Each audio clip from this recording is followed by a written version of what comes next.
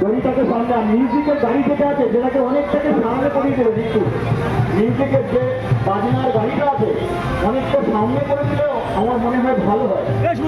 যে বাজনার গাড়িটা আছে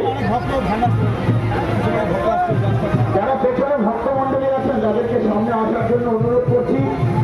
এটা চণ্ডীপুরবাসী এই পুরো উত্তর চব্বিশ পরগনার আবেগের রথ। এই জগন্নাথ প্রভুকে আপনারাই মন্দির থেকে মাসি বাড়িতে নিয়ে গেছেন, আপনারাই আবার মন্দির প্রাঙ্গণে নিয়ে যাচ্ছে প্রত্যেককে।